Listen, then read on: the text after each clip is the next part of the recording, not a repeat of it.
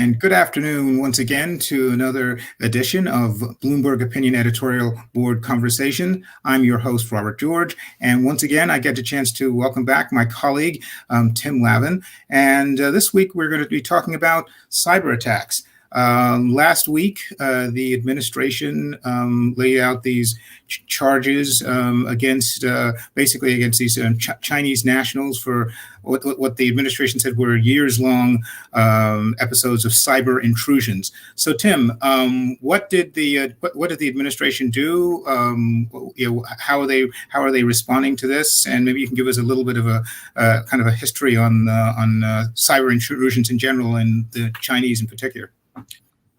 Sure. Thanks for having me.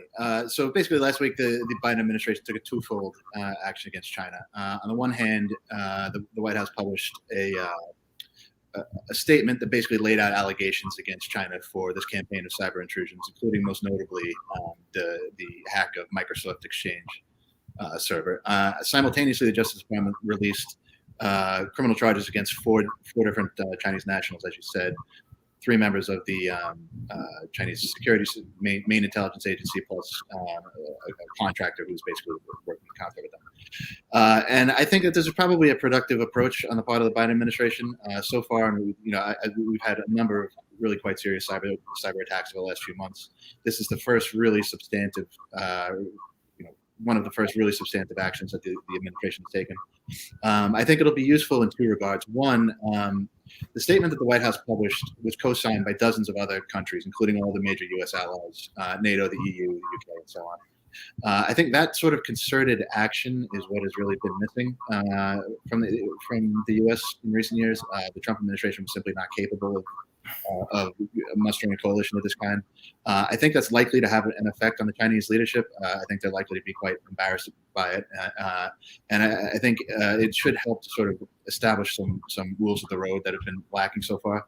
And then taking a twofold action like this, I think also upholds an important distinction, which is on the one hand, you have nation state hacking of the kind that every major country engages in, including the U.S. on a really a huge scale. On the other hand, you have basic acts of criminality. So these indictments alleged that these officers of the MSS were engaged in a lot of just outright intellectual property theft, ransomware attacks against civilian companies, things that really should be beyond the pale. So I think taken together, both of these steps are likely to have a pretty significant effect on the Chinese government. Whether it's going to significantly reduce these sorts of attacks in the short term, I think it's hard to say, but to me, it looks like progress.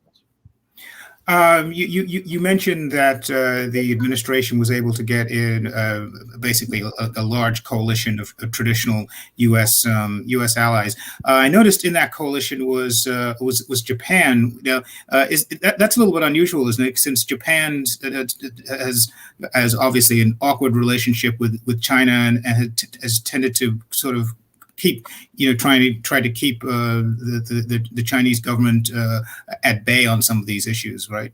Yeah, I think that's right, and I think it's a big deal. The coalition that was behind this statement, like I said, was dozens of countries. It's really unprecedented, and included countries like Japan that have typically been reticent to directly criticize China. In part because the hack against Microsoft Exchange was really quite egregious conduct. It included, it was indiscriminate, it was potentially extremely destructive, and it affected tens of thousands of small businesses across the world. So this is the sort of behavior that I think most governments could say is really beyond the pale. It's not the sort of attacks that the U.S. engages in. It's not, or any responsible government. So I think that this was a good way of drawing a distinction between sort of rogue activity in cyberspace that most countries could say is unacceptable, and more responsible behavior of the kind that most governments engage in. We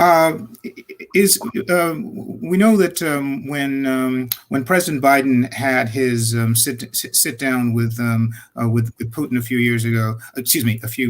weeks ago, he brought up the Russian cyber attacks and tried to outline what was going to be considered beyond the pale.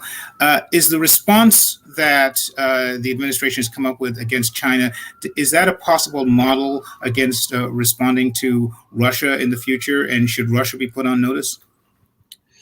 Yeah, the U.S. has also indicted Russian hackers for similar activity and imposed sanctions and so on. Biden's approach in Geneva when he met with President Putin, I thought, was probably misguided. According to news reports, he handed him a list of red line, sectors of basically the sectors that we've identified as critical infrastructure. Everything else though is on the table. As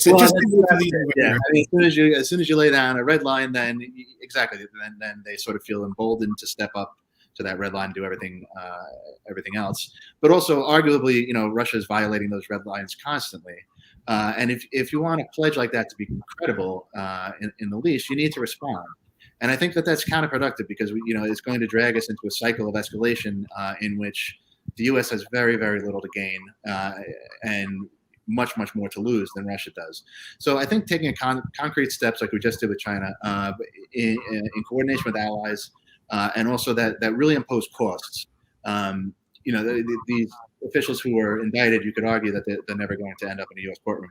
But being indicted by the Justice Department, nonetheless, it does impose a clear cost on the individuals involved. So I think that this is probably a much more effective response. The one thing that was missing here was that we did not impose sanctions against any Chinese officials or companies. I think that was probably a mistake. The administration may yet do that. I think it should. But that was sort of what stood out to me as a missing link here. Why that difference? Because on the one hand, there's a whole host of sanctions that have been placed on Russia over the last few years. Many of them, dating back to the intervention in the elections in 2016, and obviously again in 2020, of which there's a cyber attack component there. So why do you think the administration decided, not to bring in the sanctions weapon on the Chinese on this? Well, I think you're right. There's sort of an incoherence here in the way that we're treating Russia and China that I think is mistaken. I think, the Biden administration imposed sanctions against Russia for, if you recall, the Solar Winds hack, which was in February, I think, came to light. That is a sort of hack that, all kinds of governments engage in. It was narrowly targeted. It was, unlikely to be destructive, and it was against what I would say are pretty legitimate government targets. So that was quite unusual when they decided to impose sanctions for that kind of thing. I mean, arguably the U.S. engages in that all the time. So that I think raised a lot of eyebrows when the government did so. But by contrast, with the hacks that China was engaged in some cases, this was, like I said before, just outright criminality. You're talking about ransomware attacks against U.S. private corporations simply for profit. There's no plausible national security rationale there. There's no way that a government could defend that kind of attack. So that's why, like I said, there's a bit of an incoherence. I think sanctions was absolutely called for in this case, and I'm hopeful that's probably that's the next step for the Biden administration.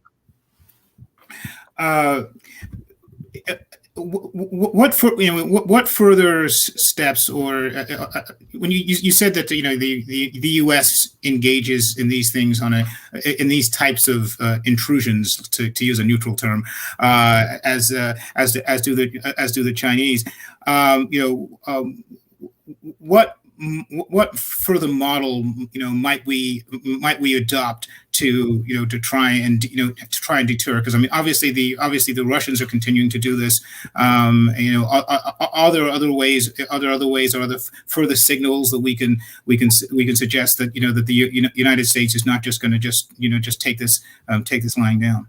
Yeah, it's a very difficult challenge, and it's one that the U.S. has sort of failed to get its arms around for close to a decade now. One thing I would say is, oftentimes when these attacks get revealed, you hear in the media or in Congress people saying, "Well, we should go, turn the lights out in Moscow, and that'll show them."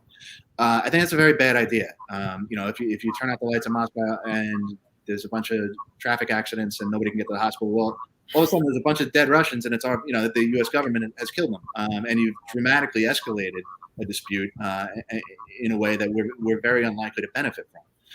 So I think it's very important to remember when the U.S. is responding to attacks like this that our response doesn't need to be a cyber response to a cyber attack. The U.S. has a lot of tools in its arsenal that it can and should use, I think, much more forcefully. We can impose sanctions. That's something that very few countries can do effectively. We have a lot of diplomatic tools at our disposal that we can use to persuade other countries to get on side with us and to exert pressure. And importantly, like I said earlier, we have this global network of allies that neither Russia nor China can rely on. And when you act forcefully in a coordinated manner, that's a way to impose real costs on our adversaries and to exert real influence on them without killing anybody, without needlessly escalating in a very unpredictable way, as would happen, I think, if we tried to use sort of offensive cyber capabilities like a lot of people call for. So I think it's important to remember that we have a lot of tools at our disposal. My argument would be we should just use them much more aggressively. In response to these Chinese attacks, we should be sanctioning the officials who signed off on them. We should sanction companies that benefited from any stolen intellectual property. Sanction the middlemen involved.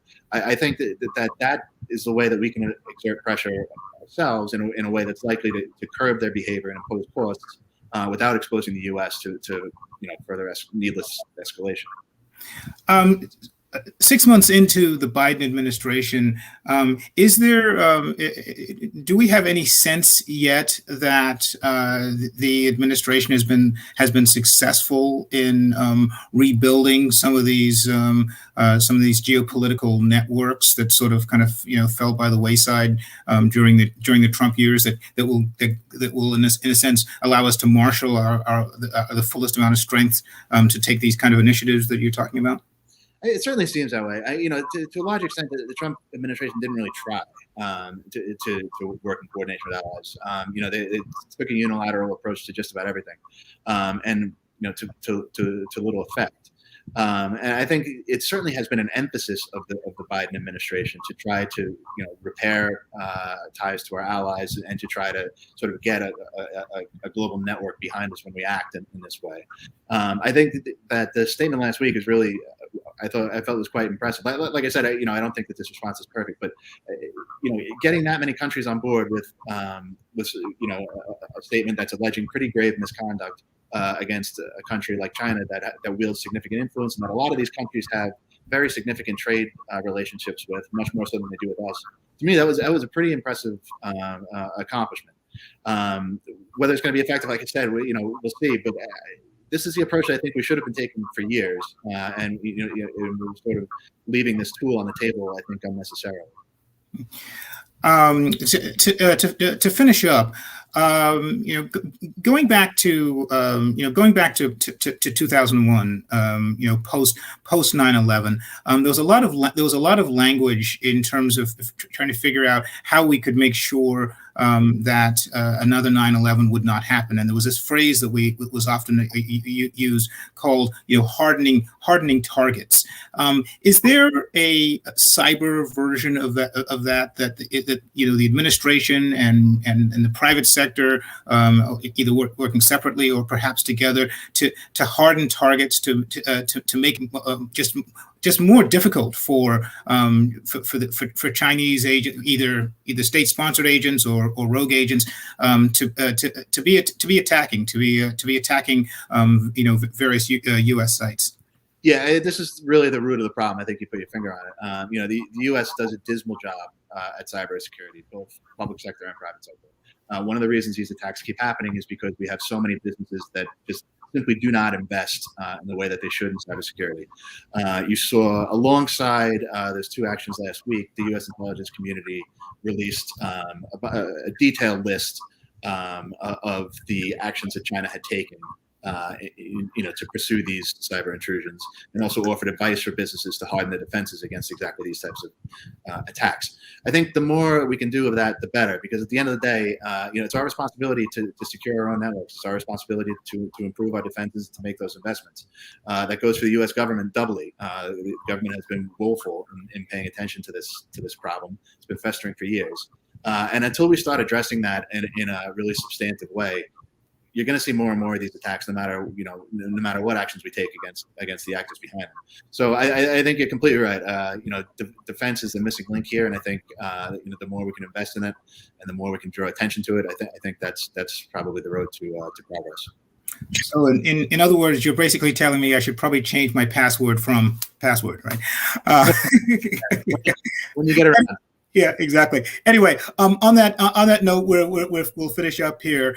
Tim, thank you once again for joining us, and thank all of you. We'll be back next week with another edition of Bloomberg Opinion Editorial Board Conversations. I'm Robert George. Thank you very much.